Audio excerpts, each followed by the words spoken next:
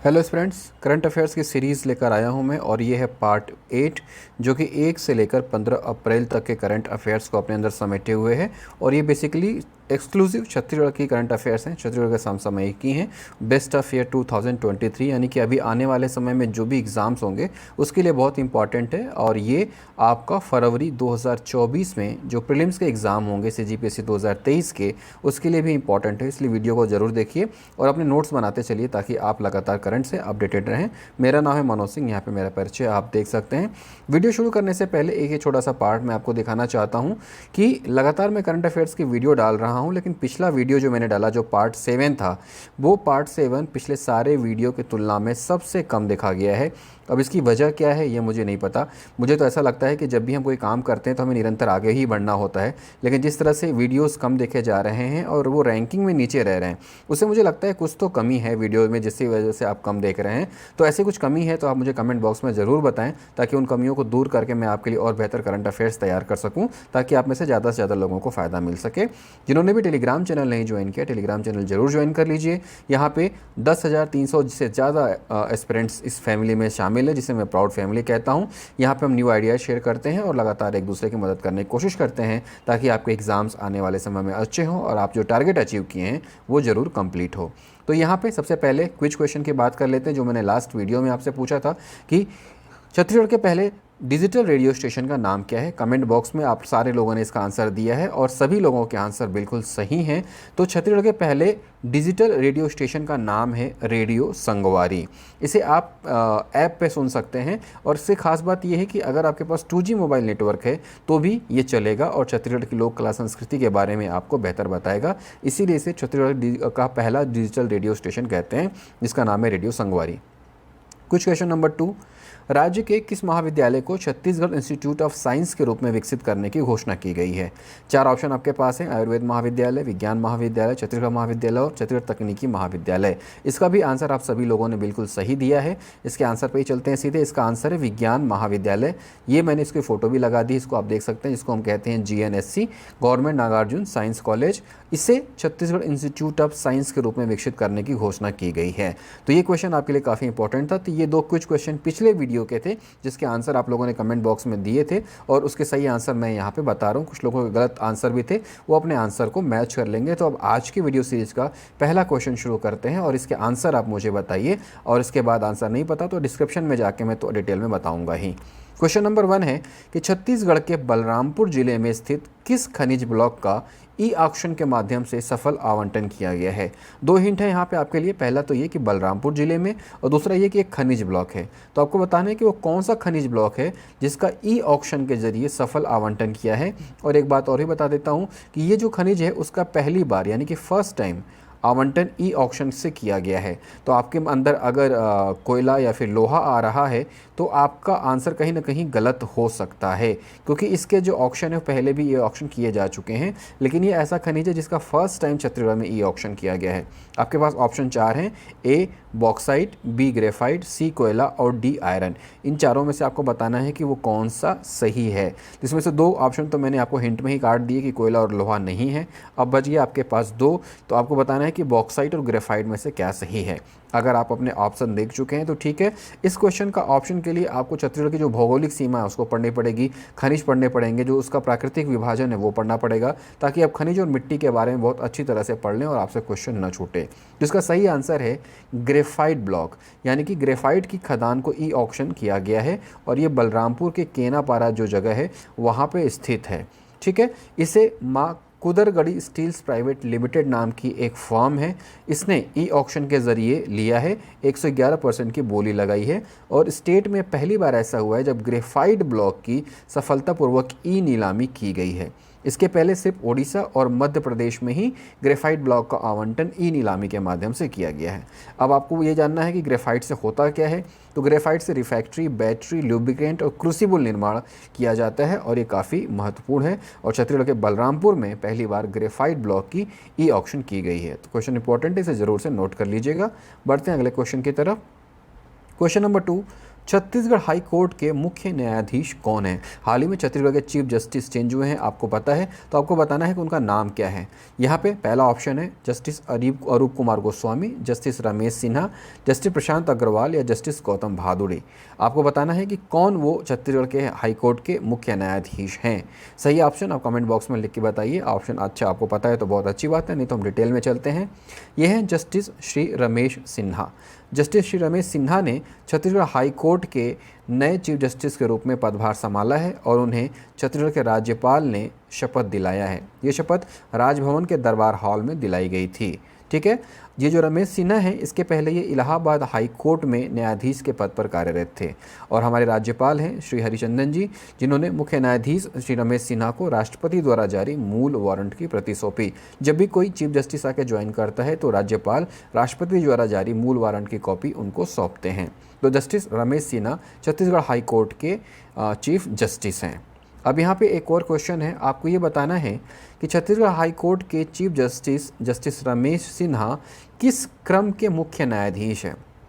पिछले कुछ समय से आपने देखा है कि सीजीपीएससी के जो क्वेश्चन पूछने का पैटर्न है वो सीधे संख्या में पूछ देता है कि कौन किस क्रम का है, तो उस हिसाब से भी इस क्वेश्चन को आपको तैयार करना चाहिए, इसीलिए मैंने इस क्वेश्चन ऐसा भी बनाया है। तो आपको बताना है कि जस्टिस रमेश सिन्हा छत्तीसगढ़ के किस क्रम के मुख्य न्यायाधीश हैं, 12वें, 13वें, 14वें या 15वें क्रम के। इन चार में से एक ऑप्शन सही है और आपको सही ऑप्शन बताना है ताकि आपका क्वेश्चन सही हो। आपको ऑप्शन पता है तो आप कमेंट बॉक्स में ज़रूर लिख के बताइए, और जिसे नहीं पता उसे हम बता देते हैं कि आखिरकार जो छत्तीसगढ़ के चीफ जस्टिस रमेश सिन्हा जी हैं वो आखिरकार किस क्रम के मुख्य न्यायाधीश हैं। तो यहाँ पे आप देख लीजिए, justice Shri Ramesh Sinha Chhattisgarh high court के 15वें मुख्य न्यायाधीश हैं। अब यहाँ पे क्वेश्चन ये भी बनता है कि अगर ये 15वें मुख्य न्यायाधीश हैं तो first chief justice of CG high court कौन थे। और इसके अलावा जब छत्तीसगढ़ बना था तो उस वक्त जो फर्स्ट आपके कार्यवाहक चीफ जस्टिस से एक्टिंग चीफ जस्टिस थे वो कौन थे, उनका भी नाम आपको पता होना चाहिए। अब इसके अलावा जो छत्तीसगढ़ हाई कोर्ट है वो हाई कोर्ट की श्रृंखला में किस क्रम का हाई कोर्ट है पूरे देश की तुलना में, ये भी आपको पता होना चाहिए। तो इस तरह से आप सारे क्वेश्चंस के अलग अलग आयामों को जब आप देखेंगे तो क्वेश्चन के हर एक पहलू को छुएंगे और इससे रिलेटेड कोई भी क्वेश्चन आएगा तो आप उसे बहुत ही ईजिली सॉल्व कर ले जाएंगे। तो ये जो भी क्वेश्चन मैंने अलग से पूछे हैं, अलग से आपको हिंट दिए हैं, उसको आप ज़रूर से पढ़ के उसके नोट्स तैयार कर लीजिएगा और अपनी कॉपी में लिख लीजिएगा। अगले क्वेश्चन पे आते हैं। छत्तीसगढ़ में मनरेगा के मजदूरी दरों में वृद्धि की गई है, नई दर क्या है। कुछ समय पहले तक मजदूरों को कम पैसे मिलते थे लेकिन अब उसमें वृद्धि कर दी गई है। तो आपको बताना है कि नई वृद्धि होने के बाद अब मनरेगा श्रमिकों को कितनी मजदूरी मिल रही है। यहाँ पे आपके ऑप्शन है, option A 193 rupees, option B 204 rupees, option C 221 rupees या ऑप्शन डी इनमें से कोई नहीं। ऑप्शन फिर से सुन लीजिए, 193 रुपये, 204 रुपये, 221 रुपये या इनमें से कोई नहीं।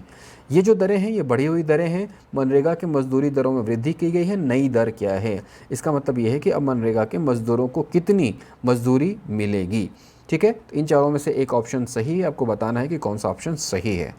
यहाँ पे देख लीजिए कि अब जो मनरेगा हैं उनके जो श्रमिक हैं उनको जो है 221 रुपये की मजदूरी मिलेगी और इस मजदूरी दर में 17 रुपये की बढ़ोतरी की गई है। पहले जो मजदूरी दर थी वो 204 रुपये थी, उसमें 17 रुपये की बढ़ोतरी कर दी गई है। तो अब उन्हें मिलते हैं 221 रुपये और ये कब से लागू हो गया है, ये 1 अप्रैल 2023 से उन्हें मिलना शुरू हो गया है।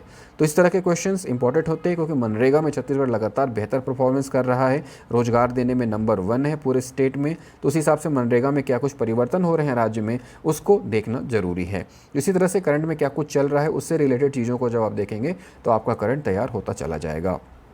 एक क्वेश्चन और, छत्तीसगढ़ में बेरोजगारी भत्ता योजना की शुरुआत कब की गई। बेरोजगारी भत्ता योजना आप में से बहुत सारे लोगों को मिल भी रहा होगा। आप जानते हैं कि जिनका भी पंजीयन 2 साल पहले का है, जिन्होंने एप्लीकेशन दिया हुआ है, कुछ और क्राइटेरियाज़ हैं, अगर उसमें फुलफ़िल करते हैं तो उन्हें ये योजना का लाभ मिल रहा है। और इस योजना के अंतर्गत कितने पैसे मिल रहे हैं, 2500 रुपये प्रति माह मिल रहे हैं। तो आपको बताना है कि इस योजना की शुरुआत कब से हुई है। आपके ऑप्शन है ए 1 मार्च 2023, बी 1 अप्रैल 2023, सी 30 मार्च 2023 या डी 30 अप्रैल 2023। इसमें से कोई एक ऑप्शन सही है।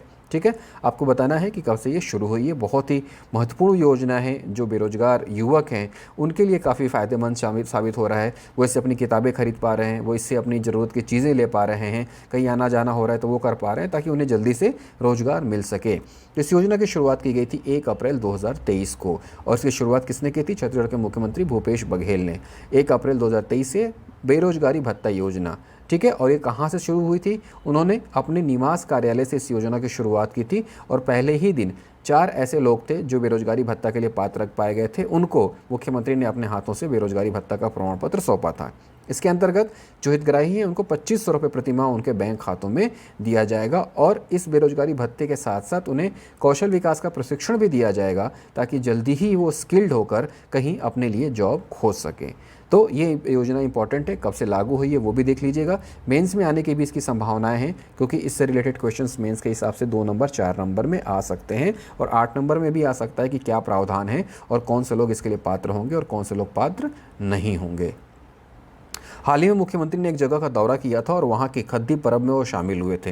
तो आप देखिएगा पीएससी या व्यापम में ऐसे क्वेश्चन जरूर आते हैं जहाँ पे छत्तीसगढ़ के मुख्यमंत्री अक्सर गए हुए रहते हैं, और वहीं से संबंधित कोई ना कोई क्वेश्चन एग्जाम में आ जाता है।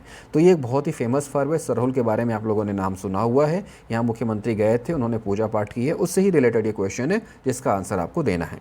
उरांव जनजाति का खद्दी पर्व यानी कि सरहुल कब मनाया जाता है? आपको मालूम ही है कि सरहुल उरांव जनजाति का है, इसको खद्दी पर्व भी बोलते हैं, लेकिन आपको ये बताना है कि इसको मनाया कब जाता है।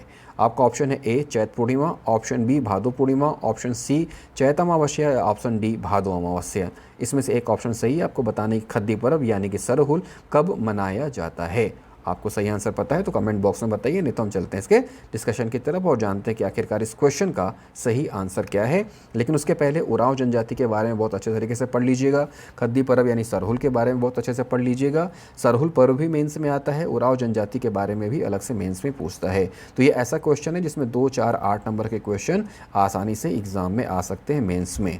तो ये जो खद्दी पर्व है यानी कि सरहुल पर्व है, ये चैत पूर्णिमा में मनाया जाता है, और मुख्यमंत्री खुद गए थे जशपुर, जहाँ पे राजी पढ़ा मुख्यालय में दीपू बगीचा में वो सरहुल पूजा यानी खद्दी पर्व में शामिल हुए थे। ठीक है, उन्होंने विधि विधान से धरती की पूजा की थी और प्रदेशवासियों के लिए सुख समृद्धि और खुशहाली की कामना की थी। तो इस हिसाब से ये क्वेश्चन आपके लिए काफ़ी इंपॉर्टेंट हो जाता है पर्व के रूप में, क्योंकि पर्व से क्वेश्चन आते ही हैं। इसके अलावा जो उरांव जनजाति है उससे आमतौर पर एक क्वेश्चन तो CGPSC या व्यापम में रहता ही रहता है। नेक्स्ट क्वेश्चन पे आते हैं।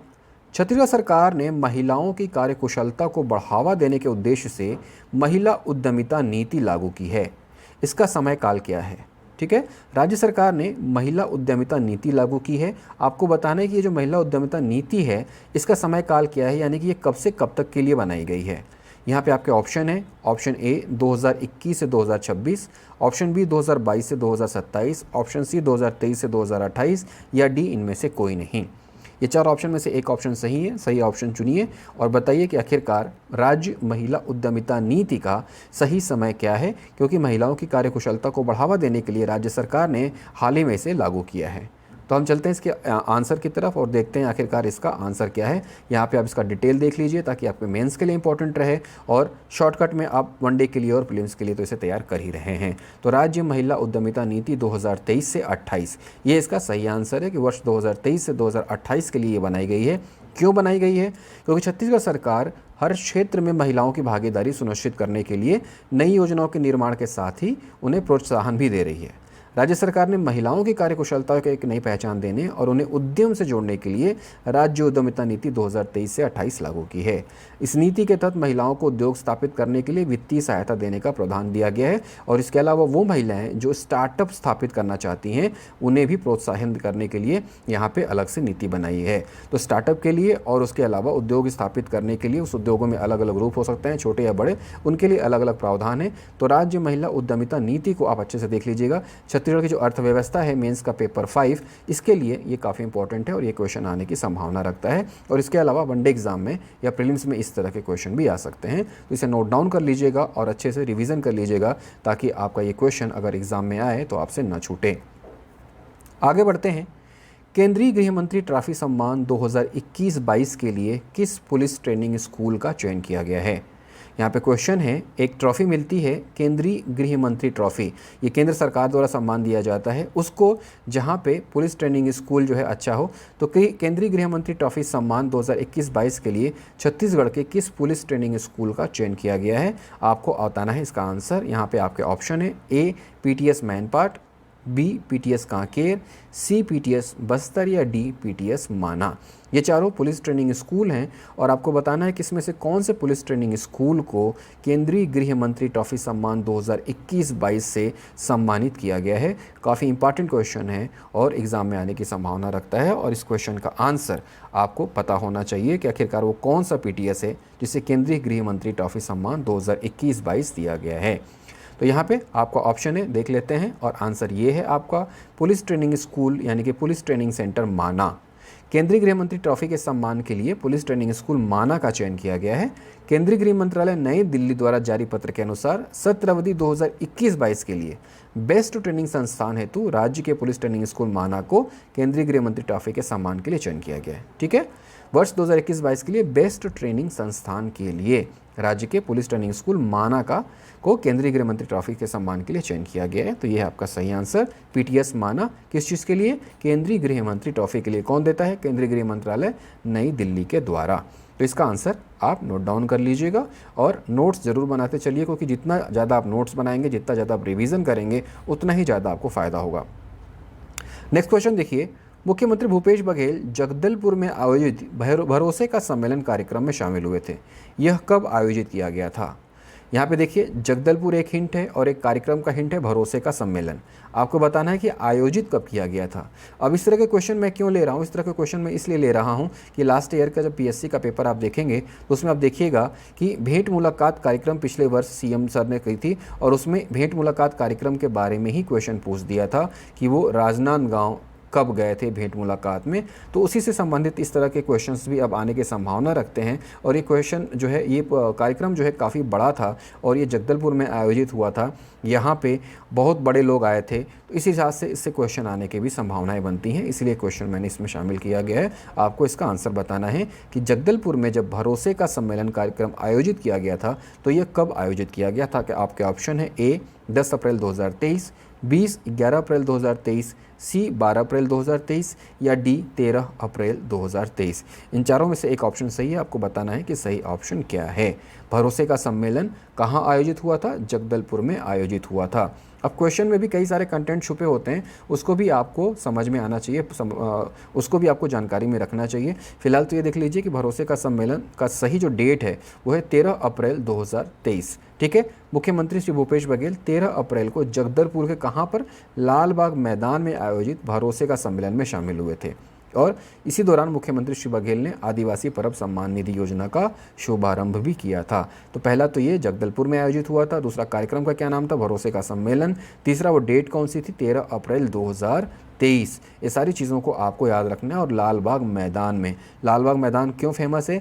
यहीं पर झीरम मेमोरियल बनाया गया है। झीरम घाटी में जो शहीद हुए हैं उन सभी की यहाँ पे मूर्तियाँ स्थापित की गई हैं और उनके पूजा पाठ की जाती है। अब आपको बताना ये है कि झीरम की बरसी कब मनाई जाती है, क्योंकि झीरम को लेकर सरकार काफ़ी सेंसिटिव है और बहुत सारी बातें इसको लेकर चलती रहती हैं। तो झीरम घटना कब हुई थी उसके बारे में भी आपको जानकारी होनी चाहिए, उसके बारे में आप पढ़ लीजिए।